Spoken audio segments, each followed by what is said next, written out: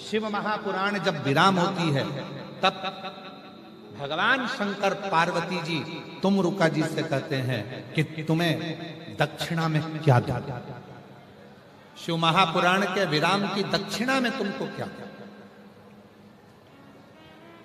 मैं तुम्हें दक्षिणा क्या प्रदान? और आप सभी ने कथा में सुना है, तुमरुका जी हाथ जोड़कर कहते हैं भगवान शिव जी से, ईसर गोरा जी से, अगर दक्षिणा में देना चाहते हो तो इतना वर दे दो, कली काल कलयुग में जो शिव महापुराण के पंडाल में बैठकर कथा सुनेगा उसकी झोली तुमको भरना ही पड़ेगी, बस ये वर दे।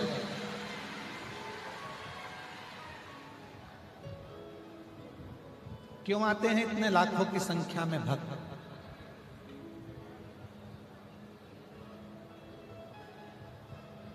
गांव-गांव में बहुत सारे लोग शिव पुराण की कथा करने लगे और गांव-गांव में शिव पुराण की कथा होने लगी। बहुत सारे शिव पुराण के वक्ता भी बढ़ गए, खूब कथा होती है। फिर भी कुबरेश्वर धाम से जब ये पोथी आती है तुम्हारे गांव में, कुबरेश्वर धाम से ये सीहोर वाला बाबा पोथी के रूप में जब आता है तो दुनिया के लोग दौड़ दौड़ कर इस कथा में पहुंचते हैं। क्यों पहुंचते हैं? क्योंकि उनको मालूम है दुनिया में केवल एक ही शिव पुराण ऐसी है जिसमें बैठकर श्री शिवाय नमस्तुभ्यम का अखंड जाप कर कर शिव से अपने मन की बात बोली जाती है और बाबा 3 महीने में झोली भर देता है।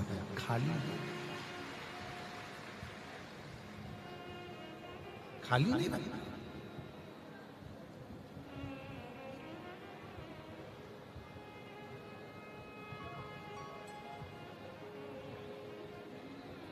शिव जी पे जल चढ़ाओगे लोग विरोध करेंगे, श्री शिवाय नमस्तुभ्यम का जाप करोगे लोग विरोध करेंगे।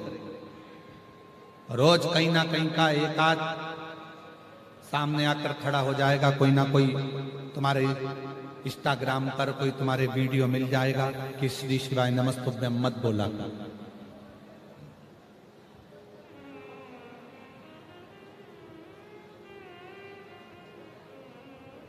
जो लोग कहते हैं कि इस मंत्र को मत भजो, उस मंत्र को भजो, ये मंत्र नहीं है, ये ऐसा नहीं है, वो वैसा नहीं है, उनको जवाब लिख कर दिया करो। तुलसी बाबा ने तो मरा मरा जपा था, तो भी उल्टा नाम जप कर भी मेरे राम का दर्शन हो गया था। ये तो शिव है, ये शिव है, भोला है, सरल है, सहज है। वो ये नहीं देखता कि क्या तुमने जपा, सरल सहज, उसने नहीं देखा। आपको कथा में कहा था परसों के दिन, मंत्र से ज्यादा काम करता है तुम्हारा मन। कई लोग बैठे हैं संसार में ऐसे,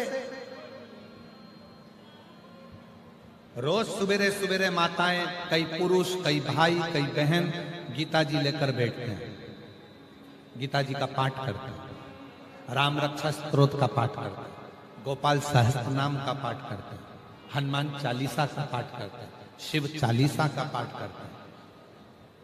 कई माताएं बैठी हैं, कई पुरुष बैठे हैं। हो सकता है हमारी बात का बुरा लग जाए, हो सकता है हमारी बात आपको बुरी लग जाए। जितने टीवी पर सुन रहे हैं हो सकता है उनको भी हमारी बात का बुरा लग जाए। कई लोग हैं रोज गीता का पाठ करते हैं, रोज हनुमान चालीसा पढ़ते हैं, रोज राम रक्षा स्तोत्र पढ़ते हैं, रोज शिव चालीसा पढ़ते हैं, रोज दुर्गा चालीसा पढ़ते हैं, रोज मंत्र का जाप करते हैं, रोज माला जपते हैं, रोज स्मरण करते हैं, रोज पूजन में बैठते हैं, घर के मंदिर में और पूजन भी करते हैं, रोज भगवान को नहलाते भी हैं, रोज भगवान का श्रृंगार भी करते हैं। ऐसे कई लोग, पूरा दुनिया भरी पड़ी हुई है जो कहीं ना कहीं पाठ, पूजन, अर्चना, साधना में लगे हुए हैं। उसके बाद भी रोज गीता पढ़ रहे हो, उसके बाद भी मन में शांति नहीं है। रोज मंत्र जप रहे हो, उसके बाद भी मन में शांति नहीं है। घर में इतना क्लेश मंत्र जपने के बाद भी, गीता पढ़ने के बाद भी, रामायण पढ़ने के बाद भी, भागवत पढ़ने के बाद भी, घर में राम रक्षा स्तोत्र का पाठ करने के बाद भी, हनुमान चालीसा पढ़ने के बाद भी, सारी स्तुतियां करने के बाद भी, शिव चालीसा पढ़ने के बाद भी घर में तुम्हारा मन शांत क्यों नहीं हो रहा? क्योंकि तुम्हारे भीतर अहम भरा पड़ा है। तुम्हारे भीतर अहम भरा, इसलिए मंत्र भी काम नहीं कर रहा। मंत्र स्तुति कब काम करती है? जब तुम्हारा मन भगवान में लग जाए और तुम्हारे मन में ये आ जाए कि मेरे घर में जो भी रह रहे हैं सब शिव के रूप हैं, कोई बुरा नहीं है, सब अच्छे हैं, सब अच्छा है, सब अच्छे हैं, सब अच्छा है। जिस दिन तुम्हारी चित्त वृत्ति में ये बात आ जाएगी कि सब अच्छा है, सब अच्छे हैं, सब अच्छे हैं, सब अच्छे हैं, बस उस दिन तुम्हें किसी पाठ करने की जरूरत नहीं पड़ेगी। तुम्हारा मन जब साफ हो जाएगा तो मेरा परमात्मा तुम्हारा हो जाएगा। तुम्हारे भीतर किसी मंत्र की जरूरत नहीं। पोथी पढ़ पढ़ जग मुहा और पंडित भयो ना।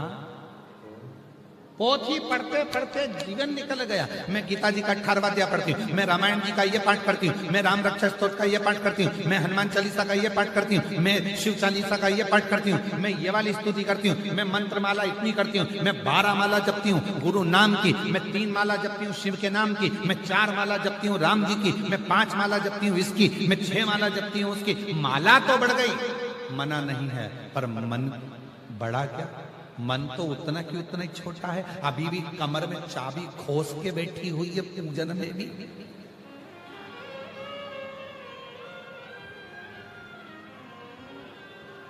मन लगा क्या? पूजन करने बैठे हो तो भी तुम्हारा मोबाइल तुम्हारे बाजू में है। पूजन करने बैठे हो तो भी तुम्हारा ध्यान रसोई घर में, बहू ने चाय बनाई कि नहीं बनाई, छोरे को उठाया कि नहीं उठाया, खाना बनाया कि नहीं बनाया, टिफिन बनाया कि नहीं बनाया, काम वाली आई कि नहीं आई। पूजन में मन है, बैठी पूजन में और मन लगा कर रखा है दरवाजे पर।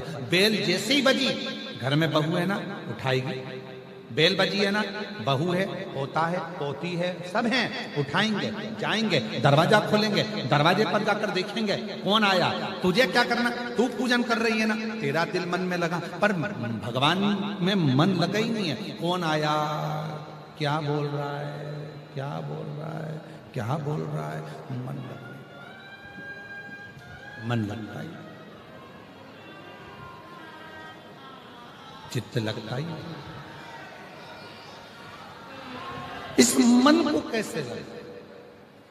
मंत्र से, पाठ से, पूजन से भी बड़ा है इस मन को परमात्मा तक ले जाए। मन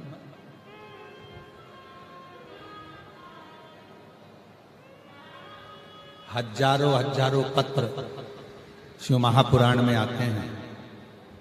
इतनी लाखों की भीड़ में जो अपने मन को भगवान से जोड़ लेता है, उसका पत्र 3 महीने के अंदर व्यासपीठ पर आ जाता है।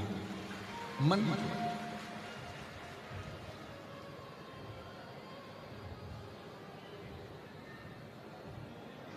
इतना कीचड़,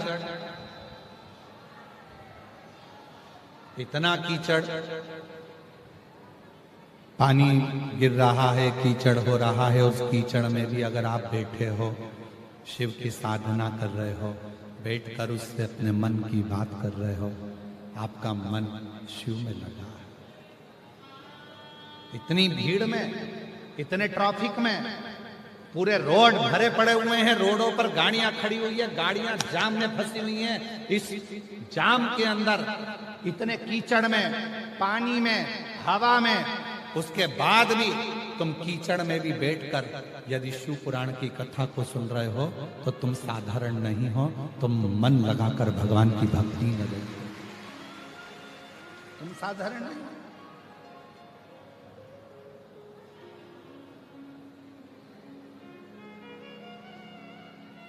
उसकी अविरल भक्ति तुम्हें सुख देगी। आना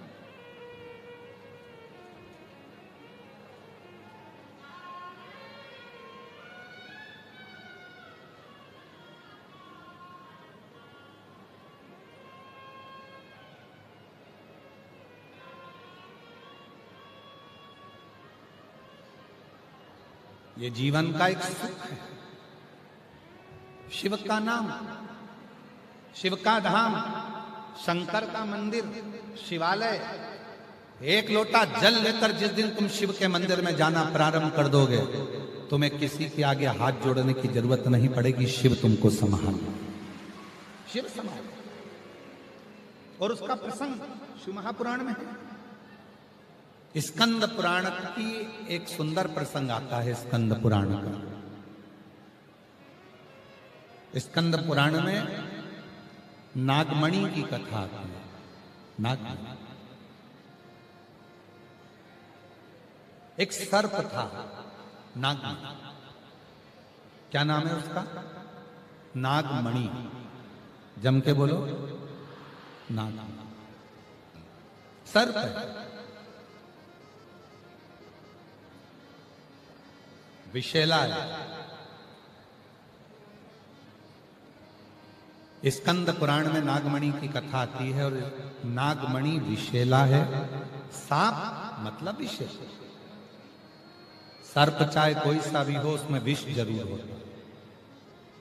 नागमणि में भी विष। पर नागमणि विषैला तो था। एक चूहे को पकड़ने के चक्कर में वो सर्प एक संत के डेरे में पहुंचा।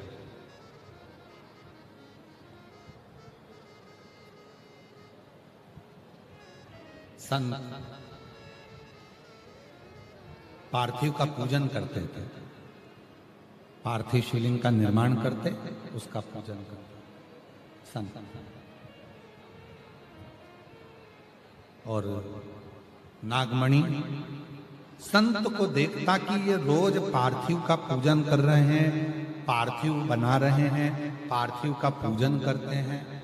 नागमणि उस पार्थिव शिवलिंग को देख गया।